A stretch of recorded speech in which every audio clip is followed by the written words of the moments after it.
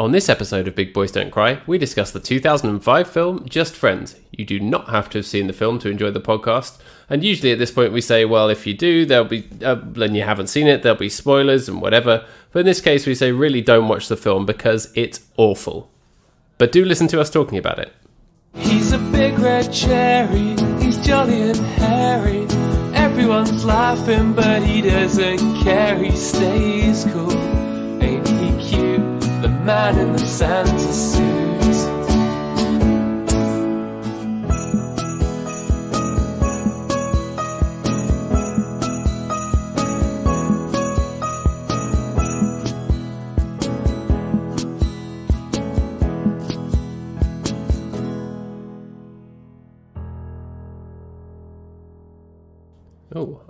Oh, there you are. I thought I was looking at your ceiling for a second.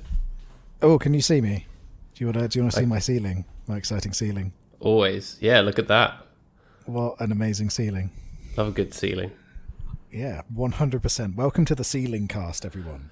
Well, we talk about things that have high and low ceilings. Like we were talking about pizza before, right? Low floor, high ceiling. Exactly. What else fits that category?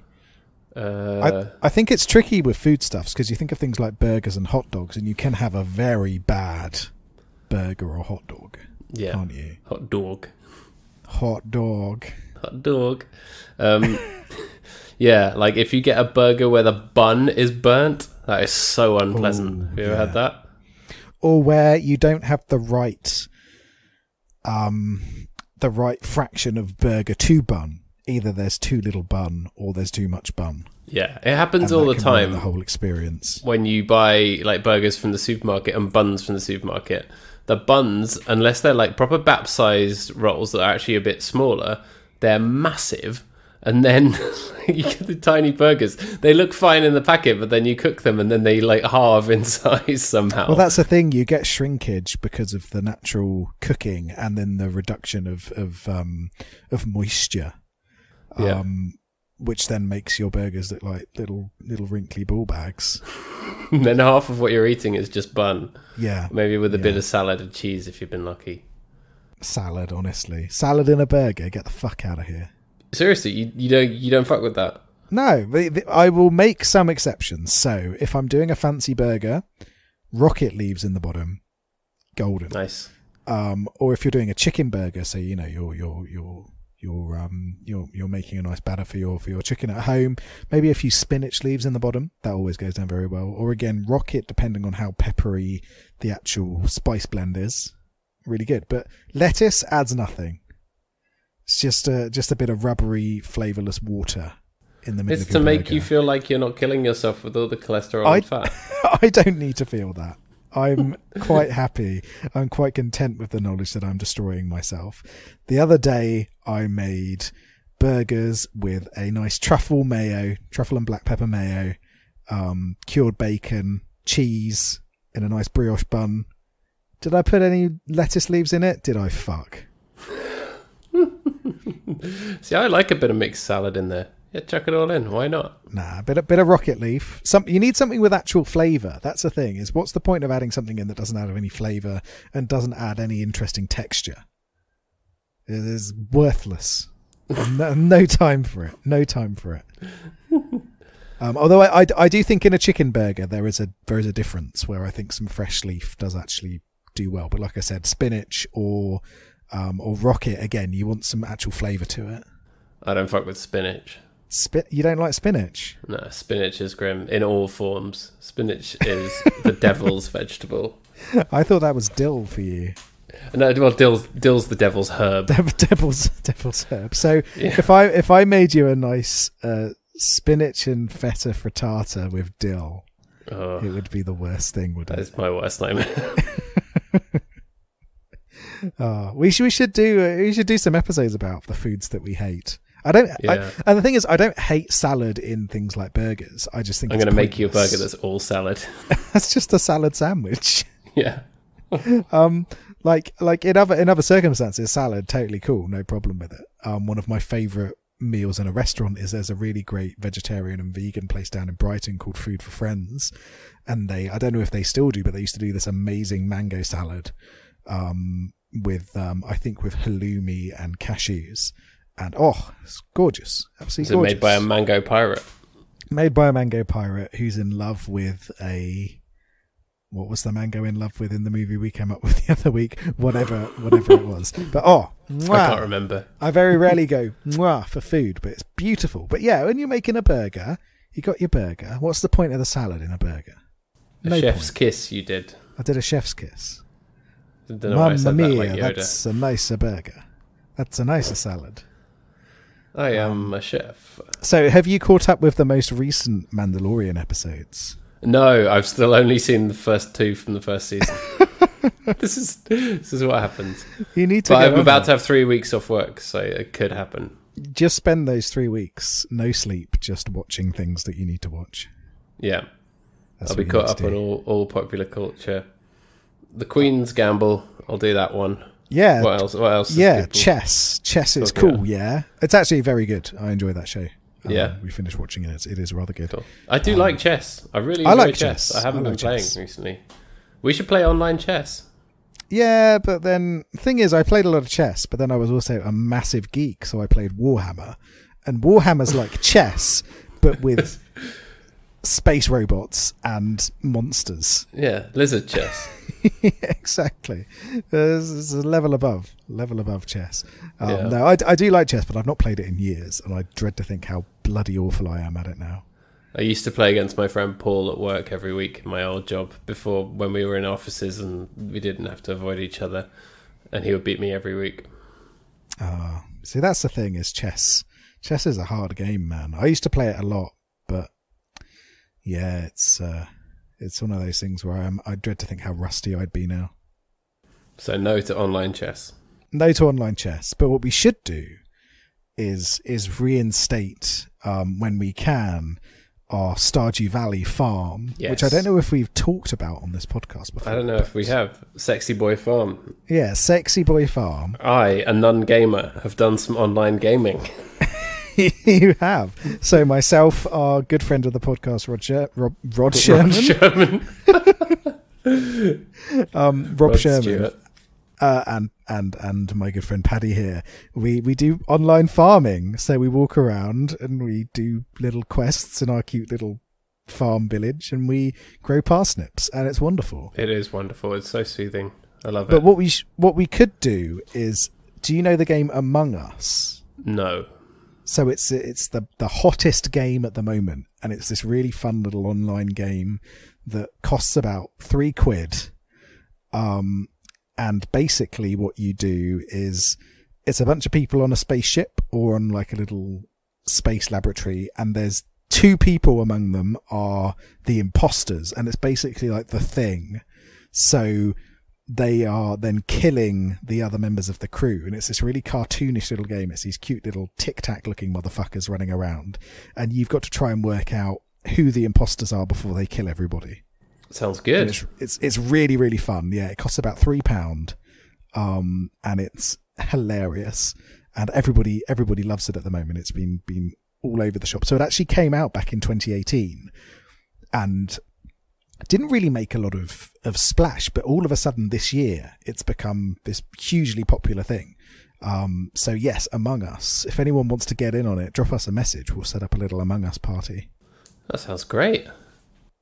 Yeah, I'll send you a link. We'll get playing. We'll get Yeah, playing. let's do it. You know what else came out to little fanfare at the time it was released? Is it Just Friends? The film Just Friends, 2005. Although it feels like it's from centuries ago. Might as well be from the Victorian era. It is so weirdly and horribly dated. So I was going to say right off the bat, could I say how much I fucking hate this film? But you've already established shit. that we're not burying the lead here. This film is fucking awful, and I hate it, and I never want to see Absolutely it terrible. again. Potentially the worst we've ever done. I think, yeah. Can we say Because that? we would talk. I think we could say that. We've talked a little bit about that in terms of films with saving graces, and no. We compared it to Baywatch, didn't we? Which I scored Yeah. very low. You, I think, Yeah. were a little bit nicer to it, but still agreed that it was shit. But that at least had The Rock in it. Didn't he punch a shark in it or something? There's bits there were like some that, good moments.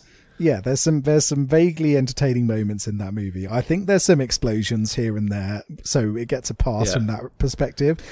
But this movie is Zac Efron being a boob on a yacht.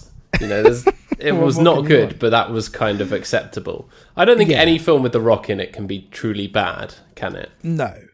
But what I would say about Just Friends is that this is one of the most cruel and non-deliberately cynical dude bro rom-coms I've ever seen in my life.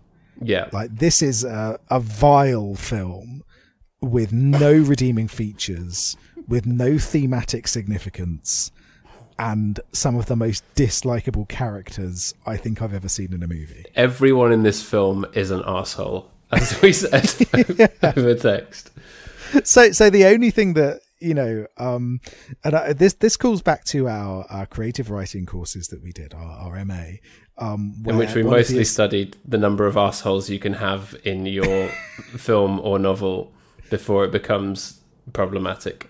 Yeah, well, in fact, there is a lesson that I'll always take from that, is that even if your main character is evil, you still make them more supportable than the other evil people in the work that you're doing. And there's loads of examples of that working incredibly well. So I remember that our lecturer used The Godfather as an example, where, you know, you've got these awful people, but you've got a main character that has more redeeming qualities and is more charismatic. It's the same with Scarface. More recent examples is, have you ever watched the show You on Netflix? No. What's that about? Which is very fun, where Penn Badgley, the man with the fake name. Oh, that guy. That made-up guy. That made-up guy. He is a creepy stalker, and the show is about him being a creepy stalker and trying to romantically seduce these women that he's stalking. And he is an awful human being, but it works because he's got this charisma to him that just makes it really enjoyable to watch. And there's all of these other flawed characters around, so you kind of get wrapped up in the whole story. And whereas this movie, your main character is still probably the worst character, or maybe not. The other love rival is maybe a little bit worse. I was looking through other films that we've covered just for examples of, you know, difficult characters, and I was looking at Midsommar. It's like, main girl watches her boyfriend get burnt alive in a bear costume at the end of the film. Spoiler alert. But she's still a much better and more sympathetic character than anyone in this film. Yes, yeah, exactly. And that's the perfect example of, you know, awful things happen in that movie that maybe could have been prevented, but still most of the people that are the victims in that movie are assholes. So you still kind of enjoy the spectacle of it all in a way, in a very grim way.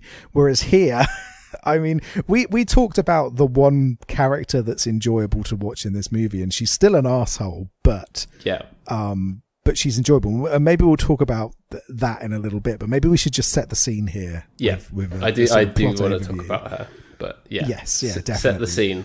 So, Ryan Reynolds, this is at the height of Ryan Reynolds being a snarky dick. So I love Ryan Reynolds. I don't after this. Well, yes, but in certain things, my estimation of him has genuinely plummeted after watching this film. And the problem is that this is the kind of movie that he was making back then that is really shit. So things like Van Wilder, I never saw that. That is not a good movie. But then he did things like Waiting as well, and this came out the same year as that. But it's before things like Adventureland, where I think people watched Adventureland where he was playing a dick, but it was deliberate and you recognise the kind of tragedy of it all. And then, you know, he went on to be in more serious things like Safe House, and then on to eventually, obviously, Deadpool, which was kind of a breakout success and really showcased his abilities as a comedic actor, maybe at their best, really, in that snarky position. But back at the time, this is an era where comedies focused on snarky men were some of the most toxic things around, regardless of their audience. And I think it's fair to say that this film was probably primarily aimed at a female audience. in terms of its focus, but it's this incredibly cruel, vindictive human being at the center of it, and a lot of the male primarily aimed at movies, women, so it can tell them how much it hates them. Well, yes, exactly. But like, I think these kind of movies at the time, you had a few standouts that really were different and that had maybe not progressive ideas, but at least interesting things about gender roles in relationships and things like that, and actually had some heart to them. But a lot of them fell into this category of cynical dick, grows 1% of a heart, that makes everything fine, the end. And that just seemed to happen over and over and over again with the male-centric rom-coms of the era. And he gets with a nice girl. And this is like one of the worst examples of it. I cannot believe that this movie exists. Me neither. I think I cannot believe that this movie exists, and also that it has somehow come on to Netflix now. Somebody thought, yeah, we'll have that. We'll put that into our catalogue. Someone has put that in now, rather than letting it fester and disappear and rot in hell, as it should be doing. And this movie, I think, is vaguely well known because it has 105,000 ratings on IMDb. Good grief. What's the score? The score is incredibly depressing. It's 6.2 out of 10. What? Yeah.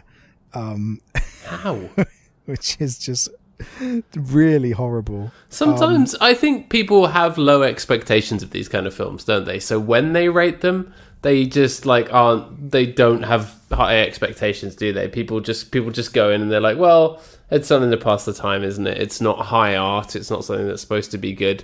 But it's funny because often things that are unfunny, people tend to find very objectionable and rate quite badly. And this film is extremely unfunny. So I don't know what the hell people are thinking. I think people are idiots and they think it's funny when it's not. But Baywatch, for example, has a score of 5.5 out of 10 on there. Well, there you go. Which is still far too high. But and this movie is 0.2 lower than a fantastic movie that I watched yesterday called Possessor. Do you know Possessor? No, this is recent. It is. It's like a sci-fi horror movie directed by Brandon Cronenberg, who's the son of David Cronenberg. And basically, in the near future, people can basically take over your mind. So they get kidnapped, they get shit injected into them, and then there's someone who basically puppets their body in order to carry out assassinations of high-profile people. And so that's a really horrible concept, and it's much more horrible in the movie than even that makes it sound. And it's one of the most viscerally uncomfortable movies I've watched in a while that still manages to maintain a really compelling plot. Really hypnotic, really amazing. Basically everyone in the horror community and in the sci-fi community saying, yo, this is really good. And it's kind of, the way that I describe it is, what if Inception was made for fucked up people like me? and that's kind of where it stands, and I loved it. And that's got a rating of 6.4 on IMDb. 0.2 higher than this piece of shit that we had to watch for the I'm podcast. genuinely outraged at this score. Like, but why? What the fuck? What the fuck? The meta score is relatively low. So if you look at the Metacritic rating, it's at 47. But I can't. I looked up and I can't really find any critics eviscerating this either. I didn't search for whether Mark Kermode had torn it a new one, but he probably has. But like, I imagine so. I can't imagine. But I Mark thought there'd Kermode be likes lots of this. like negative reviews, and just like can't find anything. But do you want to know the worst part? This is very pre-digital, isn't it? Just Friends grossed 32.6 million domestically and 18.3 million in other territories for a box office total of $50.9 million. Doesn't say what the budget is. This piece of shit film made $50 million. That's wonderful. I wish I was dead. They should put that on the fucking poster. Yeah, against I wish I was dead, big boys. They should put that on the fucking poster instead of Ryan Reynolds' face in the fat suit. That's literally just like the first 5 minutes of the film. And Yeah, then so it this says at the movie- top, he loves her, she loves him not, which isn't really true. No, it's this movie is such shit. It really is. It's hard to talk about this in a very intelligent, structured way, because every so often I'll want to talk about it and then I'll just need to say this movie is a piece of shit. You start to get into it and then you're just like, oh, it's shit. Yeah. So Ryan Reynolds, he was fat, and that's funny because he's wearing a fat suit. Yeah. So when he was at high school, he was fat and he had a crush on his best friend, played by Amy Smart, who's not fat. No. But he was fat, remember, which is really funny. He was fat. It's funny that he's fat, yeah. And so he tried to say that he loved her, but it got picked up by the jocks at the school, and then who read his diary out in front of people, and it was funny. And then he was sad, but also fat, so it's funny, yeah? It's so funny. He ran away. It's okay to humiliate him because he's fat, and that's funny. Yeah, exactly. You know, I mean, that's rule number one of comedy. Fat people being humiliated is funny. Yeah, of course. For everyone. That's why we always like to take the piss out of Winston Churchill. He was fat. Exactly. That's why we take the piss out of him. So he fucks off after high school and he's like, I'm going to go make something of myself. And what he makes out of himself is a fucking arsehole. Yeah. Literally one of the worst arseholes you've ever seen on screen. He gets thin. He becomes a misogynistic piece of shit who treats women like dirt. And he's in the music industry. So he's got to then try and sort of get Anna Faris on board with his record label. Anna Faris plays Samantha James. She is a crazy woman who sings music. And she is, I suppose now's the time to talk about it. She is the only redeeming feature of this movie. Yeah. She is this truly awful human being, this vapid star who thinks far too much of herself, and is violent and aggressive and hates everyone, is constantly in a state of arousal as well, which is really funny. So we're doing the horn section now. So the horns, this is the horn section. She's the horn section. So she is the horn section of this movie. A one-woman horn section. Put that on the poster. Yeah. One woman horn section made us want to kill ourselves. Just Friends, 2005. But she's genuinely hilarious because this movie has a problem where the small town of this film, normally in a film like this, you've got the big city guy who comes back to his small hometown and realizes that there's more there than just the small town that he escaped. And it's the woman he loves, but then it's also the community. That doesn't happen here. The community is fucking evil and awful and just as depressing and vapid as LA, which I don't necessarily think they were going for, but it is definitely the case here. It's an awful town full of awful people. And Anna Faris turns up. Their plane has to land because I can't remember. She did something that made it have to do an emergency landing. Yeah, I can't even remember. Something stupid happened and they have to emergency land in Jersey and they have to go back to his hometown. So she's there and she's used to the high life. She sets the plane on fire somehow. Yeah. But she's used to the high life in LA. She was planning to go to Paris for Christmas. But instead she's stuck in this bumfuck nowhere town. In New Jersey. Which she's really understandably furious about. And so every so often she does something to try and ruin Christmas. So it could be turning up to play some of her songs at a metal club and then starting a fight with the people there. It could be destroying the entire external decorations of the family of Amy Smart, which is wonderful. Yeah.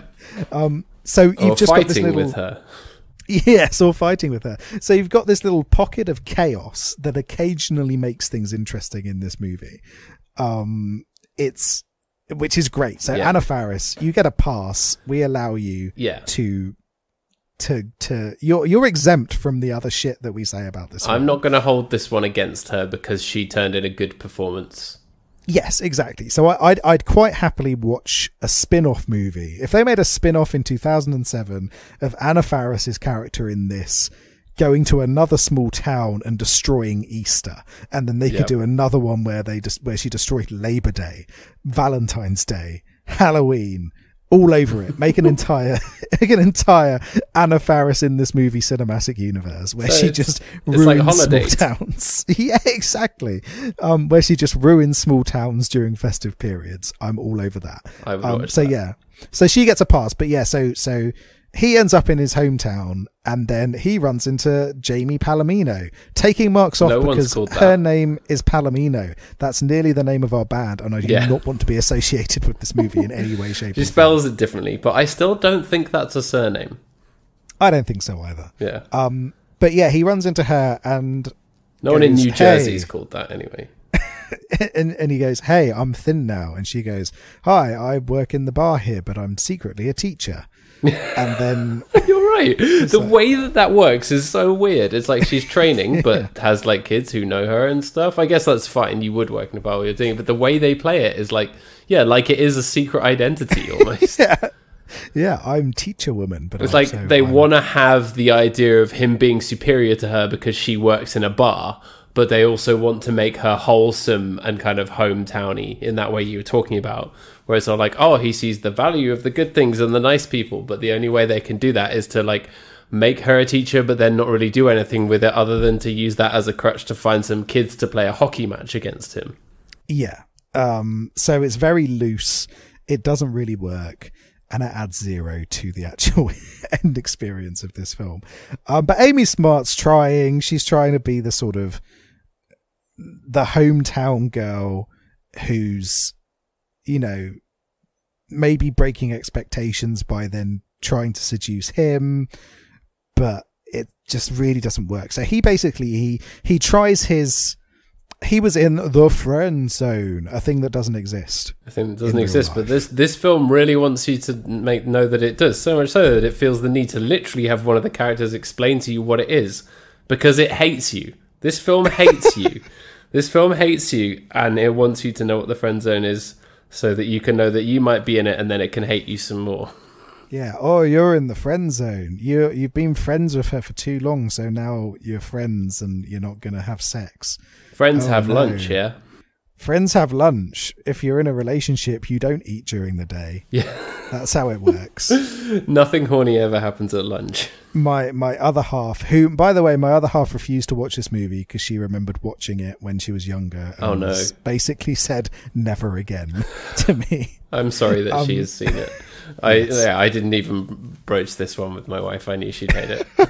But I was really interested to hear how furious she would be about this film, though. So I'm slightly disappointed, although I am relieved that she does not have to have watched this. Because it is extremely bad. So he plays all of his new negging moves on her, where he's like, yeah, I've got a flash car and now I'm a cool guy and I can play hockey real good. I'm super cool. And after every interaction with her, he rings up his asshole friend to be an asshole about her some more and be a misogynist. It's like, what fucking century is it? Yeah, after every meeting they have, he talks with his friend. Hey man, I'm gonna play it super aloof. Yeah, I'm gonna play it cool now. But then you've also got the friend and then the female friend on the other side who both clearly know that they fancy one another. Not saying to the equal parts like, dude, just chill out. She likes you as well. Just be yourself. Which I suppose would have stopped this movie from existing, which is a reason to hate them even more for not doing that. Yeah. This movie could have been 20 minutes long and that would have been much better because it wouldn't have wasted so much of my precious time. It would have been a nice short film, Although if you strip out all of the assholery, really, what are you left with? 3 to 5 minutes of Amy Smart singing songs on the guitar. Oh no, Anna Faris. Anna Faris, yeah. Which I'd watch her do that. Yeah. But yeah, so he tries that, but then they run across Dusty Dinkelman. That's worst a funny person. name. He's got a funny name, Dusty alliteration and Dinkle. Dinkle. But and he's the worst person in this movie because and when he's a teenager, he's spotty. He's different to everyone else, and that's funny. And he couldn't sing well, and he couldn't play the guitar well, but now he can, and that immediately makes him a threat to Ryan Reynolds. But it turns out that he is also a believer in the cult of the friend zone. Yeah. He's also a pickup artist, basically. He's a pickup artist, and he is doing this as a means to get back at the women who shunned him by not wanting to have sex with him when he was younger. And spotty. And consistently has been an awful human being, which makes him slightly worse than Ryan Reynolds. So you do have this one moment where you're like, oh dear God, Ryan Reynolds is not the worst character in this movie. It's this guy, Dusty Dinkelman. In my head, Ryan Reynolds was the worst character just because he had so much screen time. But I think you're probably yeah, he right. He is there constantly. His dickishness really just burns itself onto your brain, doesn't it? It permeates, his like doesn't it? smug face being a smug arse is just like on screen every 5 seconds. Yeah. Every yeah, 5 exactly. seconds he's saying some new misogynistic, mean-spirited shit. And you're just like, who are you? You're the worst person I've ever seen. Precisely. Yeah, it's really awful. But yeah, Dusty is worse. He is worse. Just because he's Ryan Reynolds, but at least Ryan Reynolds' character in this isn't calculating about him breaking people's hearts. So they're almost exactly the same, apart from that one point where Dusty is trying to do this to hurt people, whereas with Ryan Reynolds, the hurting people is just fallout of him being a selfish arsehole. Yeah. Either way, it's not good. Yeah, but at least one of them's not trying to do it. Either way, it's not just something that's accidental. enjoyable to watch on film, is it? No, and it is not enjoyable. And this is supposed to be a comedy. Did you laugh at any point in this movie? I maybe went, ha, bitterly. Just No, I don't think I laughed once. just bitterly letting out one laugh. Oh, no, before wait. drinking. I had to check my notes. I laughed very hard when he got a puck to the face. I did not, because it was shit. It's really it should have. Do you not feel like he really deserved it, and it did actually show him getting full on hit in the face? Well, he did deserve it, but it just wasn't very entertainingly shot. It could have been funnier. Yeah, you wanted And more that's of a another- kind of pratfall. Or... And that's another reason to hate it. I wanted more blood. I wanted to see teeth flying. I wanted to see him crying. The children around him emotionally scarred by his face being caved in by the puck. Yeah. You wanted his face to be caved in like in Midsommar. Exactly. That's what I wanted. I wanted that to be the end of the movie. And then the rest of it is just people distraught that this guy got killed playing hockey with children. He's just like dead on the ice and the kids are all watching him, not saying anything. Yeah, exactly. And it zooms out really slowly. Yeah. Yeah. So I would say there's a couple of moments that that made me laugh a little bit, but it was all around Anna Faris. So there's the bit where they're in the bar and she's just shouting at Ryan Reynolds and he goes, "I'm busy." Yeah. And then she goes, "I'm busy too, stupid dick." Yeah. Which is That was funny. good. The way she kept like just swearing at him and being horrible Yeah. to him was funny.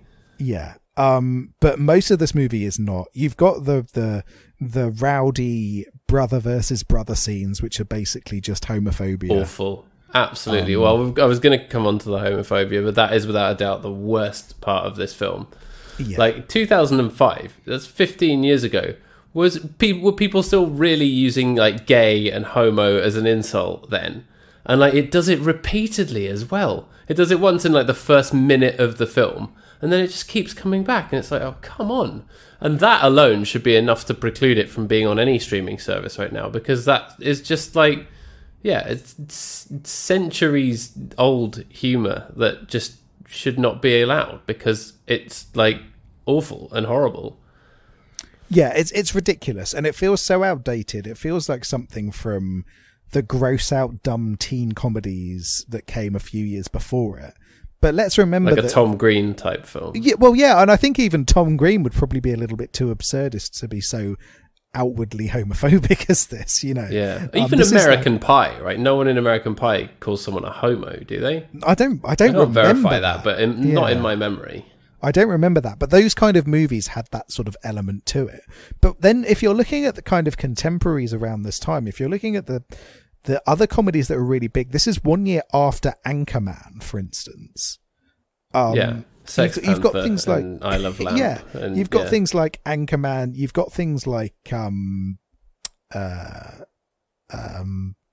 what's the one where they have a baby and it's Seth Rogen? Knocked Up. I was Knocked going to Up. say, you mentioned earlier, you were saying that this was kind of the worst kind of bro humor comedy. And I thought that made me think of Knocked Up, because we talked about that one before, didn't we? And that's a very bro film, isn't it?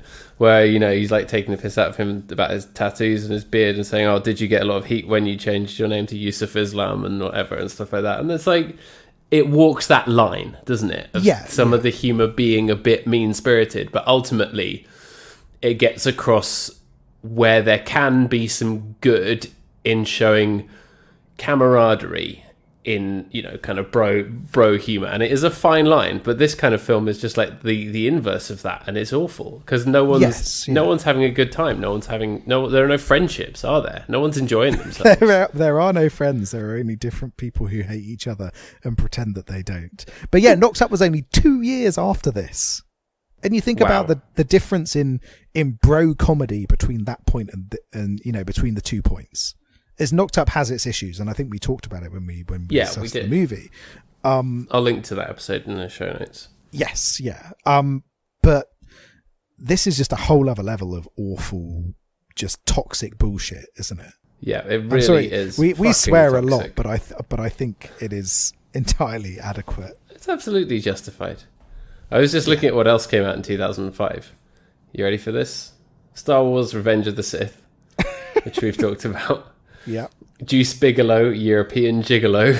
Which I saw is now on Netflix. That probably has some homophobia in it. I imagine. I haven't seen it, but I'm going to take a guess. I reckon there's a 90% chance of homophobia in there. It's got Rob Schneider on the front of the thing, and he's sitting in front of the Leaning Tower of Pisa, so it looks like it's his penis.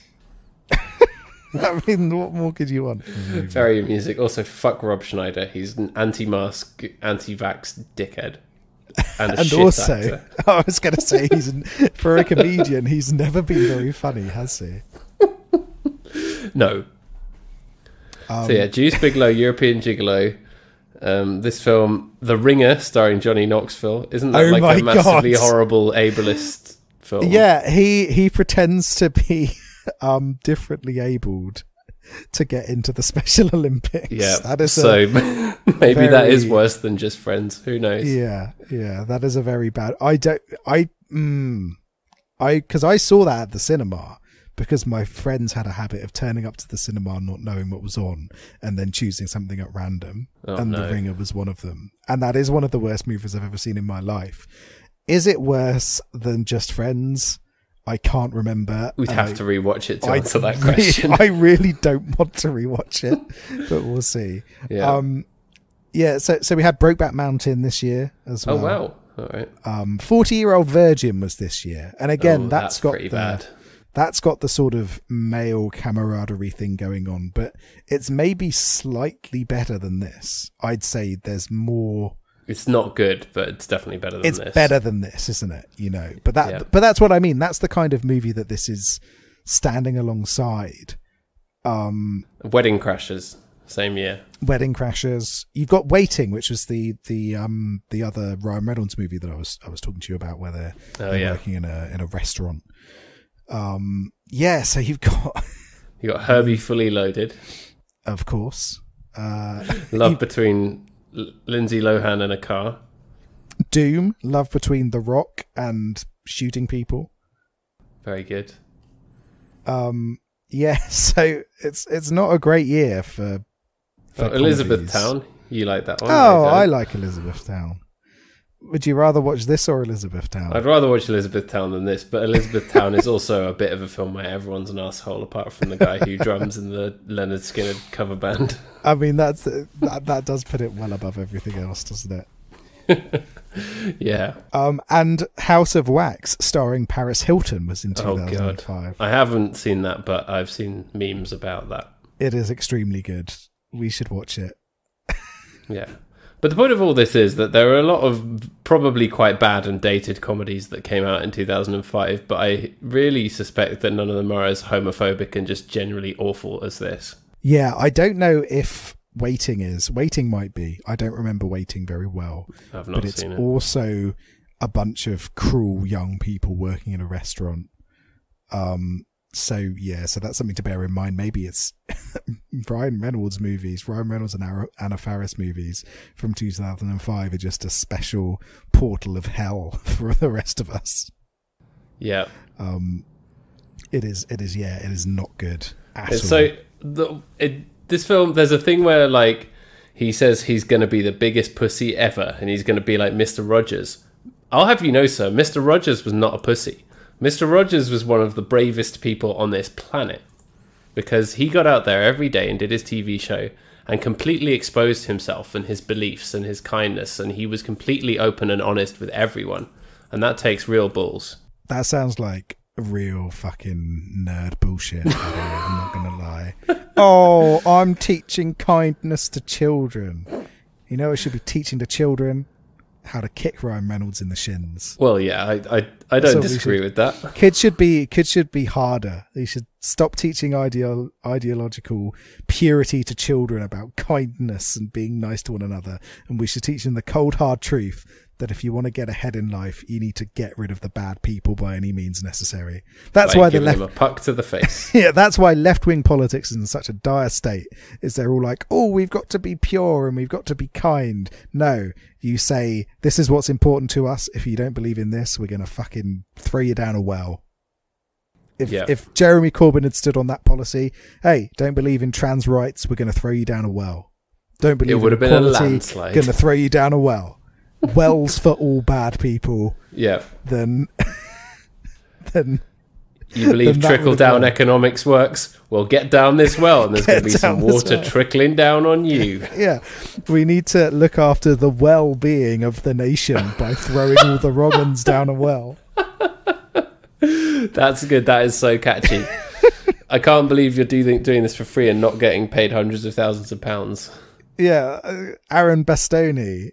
Do you want to set up a podcast with me? We can solve the left-wing political crisis. You just need to keep giving me money to do it. Fully automated luxury bullshit. That's what the podcast could be called. Oh my God, I love it. But yeah, how did we get onto this? Oh yeah, no, he's Mr. like, I'm going to be Mr. Rogers. But please note that in that scene, he's still a complete arsehole. He takes them to go and see The Notebook, and then he's a dick. He's not a nice person in that scene. And doesn't the brother say that The Notebook's gay? Oh, I'm sure he does. Yeah. He says that he's a homo. Yeah, it's very bad.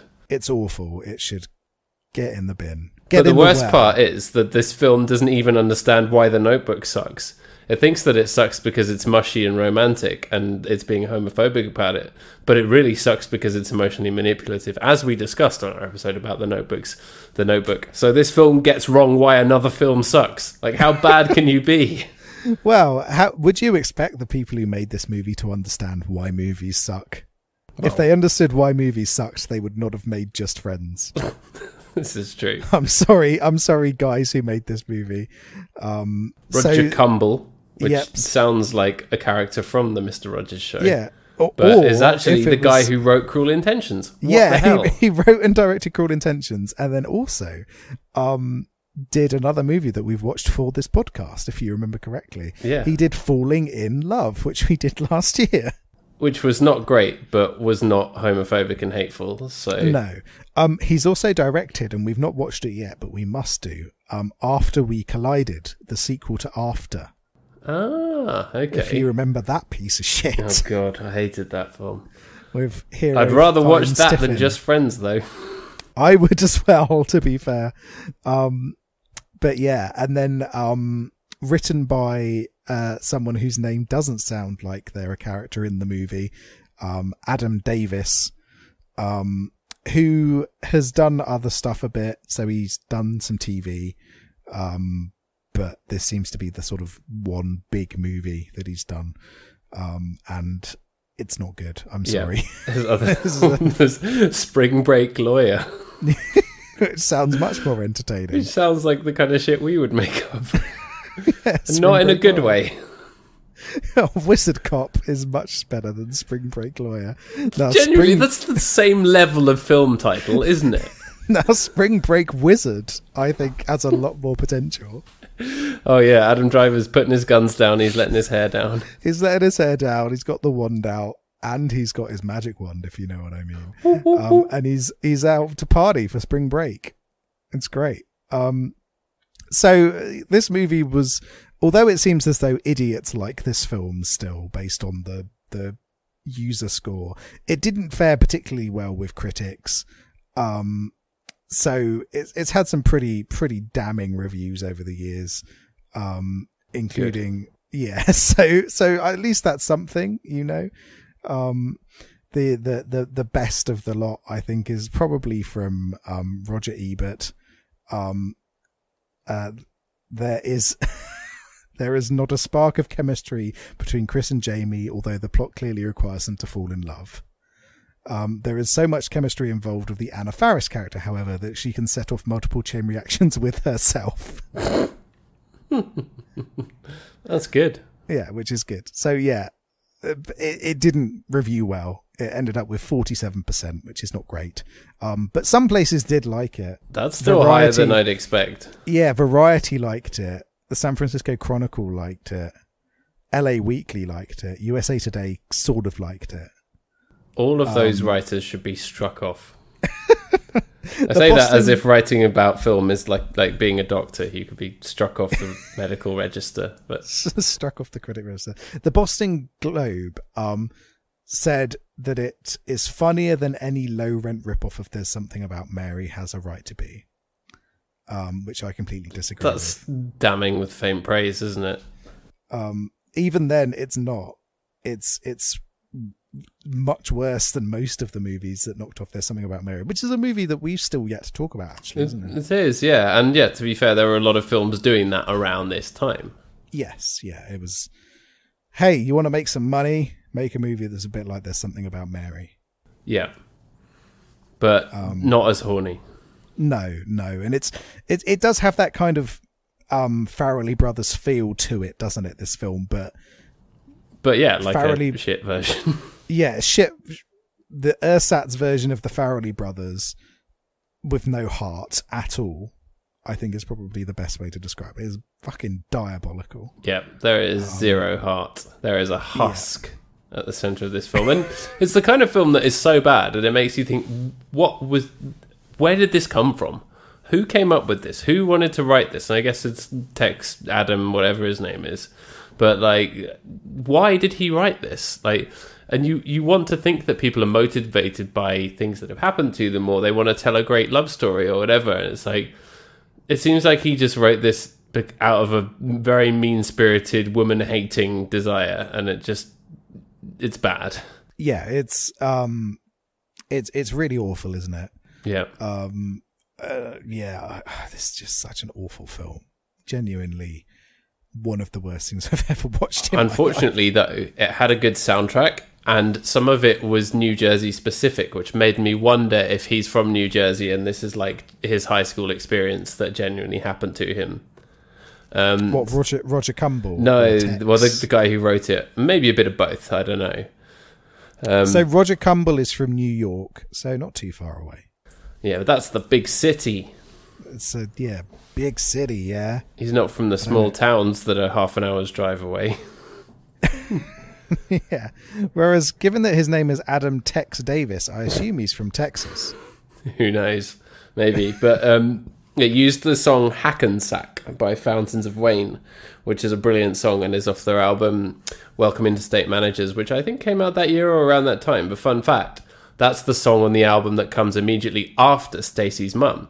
And it's like a sad jam and kind of, it's a slightly downbeat, melancholy, but reflective jam talking about if you ever get back to your hometown, blah, blah, blah. And it's a lovely song and I love that album, but it comes right after the big hit that everyone knows. And it's like, oh, okay, it's going in this direction now. Okay. And, you know, the people who are willing to give it a try will sit there and listen, and the idiots will go off and listen to something else. And it's a really important song to me from that perspective. And it was used in this film at the bit when he's like looking over the letters that he wrote to her, where it's like trying its hardest to make you feel sympathy for him. But then in the next scene, he's just a massive knob again. And it's like, you do not deserve to use that song, sir. You do not deserve Fountains of Wayne's music. Or the Lemonheads or any of the other bands that I like that were on the soundtrack. Very well. Was there Eddie Springsteen? He's from Jersey, isn't he? No, exactly. Missed opportunity. Yeah, the Fountains of Wayne one was the only connection, I think. Okay. But there was other songs on there. Ben Lee, Brendan Benson, all people that I like. So that was annoying. It felt like it was deliberately had a bit of an indie soundtrack and wasn't super generic. But because it was such a bad film, I felt like all of that was wasted and that somehow it was worse. Was there any Bon Jovi? Nope. Those are the two. Just New naming Jersey bands people I from know. Jersey. No. Yeah, you got Bruce Springsteen and you got Jonathan Bonathan Jovi. Yeah. John Bonathan Jovi. Although, of course, his real name is John Bon Jovi, but Bon Jovi is one word, isn't it? Yeah, it's Italian. Bon Jovi. Yeah. Bon Jovi. Yeah. Well, that's a missed opportunity, isn't it? Could have had some Bon Jovi in here. Could have had some Springsteen. Yeah. And it tries Living on a to. Prayer. It has a thing where he's like singing along to an 80s sounding jam, which is actually from the 90s, which is I swear. And that's supposed to be like a funny romantic comedy trope, but because the film is so hateful, you just feel like you don't deserve nice songs. Yeah, and did you see that over the credits he was fat and singing it again? Yeah. Because that's really funny. That's funny. It's funny when fat people sing. It's hilarious. That's why Pavarotti was so successful. Pavarotti is the greatest comedian of our time. Yeah, you know that that's why people turned out to see him, and you couldn't see it because he was so loud. But the entire audience, when Pavarotti was singing, was just howling with laughter. Yeah. They were loving it. Tears everywhere. Tears of laughter. Funniest shit I've seen. Funniest shit in the world, Pavarotti. Go compare, man. Oh my God, that because guy. he's not fat enough. Yeah. He's Otherwise, only halfway he'd be there. funny. Yeah. Yeah. He's a Bon Jovi. It's a Bon Jovi. Right, so is it time for a little bit of trivia? What else do I have to say? Yes, it's time for trivia. I think I've said all my things. I've said my Mr. Rogers piece. Go and watch the film A Beautiful Day in the Neighborhood, in which Tom Hanks plays Mr. Rogers. It's a very interesting film. Or watch a movie that's not about a massive nerd. Well, yeah, also that. It doesn't star Tom Hanks, who always plays massive nerds. I've heard that's really good, actually. It is. It's not what you expect as well. It goes in very, very unexpected directions and has actually a surprising darkness at its heart, given the subject matter and the uplifting nature of what it presents on its surface. It's a very interesting film. Oh, good stuff. I recommend you all go and watch Possessor, because Possessor was really good. Yeah. And all right, there's I your two needed it films. I needed it after watching this. Better than just Friends. I needed to watch someone's head be caved in by a fire poker by an assassin that's possessing someone else's brain. That's what I needed. Anyway, so a little bit of trivia for you. It took 4 hours to put on the £12 face that Ryan Reynolds wears. Wow, that was Waste of definitely time. worth it. Totally worth it. Anna Faris continually drank Red Bulls before filming to keep up the sort of aggressiveness and energy. Of course she did. Which is method acting, isn't it? Yeah, that's good. Nothing wrong with that. Alanis Morissette was going to be in a deleted scene. Well, was going to be in a scene, but it was deleted. Oh, wait, so they shot it, but it didn't make it into the film? Yes, apparently. Well, that's terrible. Yeah, which would have... well done Alanis Morissette to avoiding being in this. Yeah, movie. that's true. Actually, does she want that on her conscience? Probably not.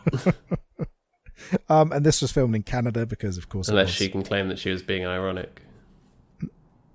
Don't you think?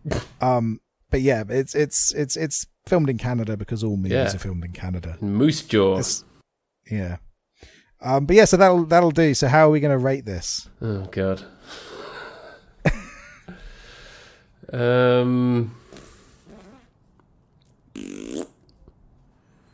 How many kids are playing in the hockey game against you where you lose and get a puck to the face?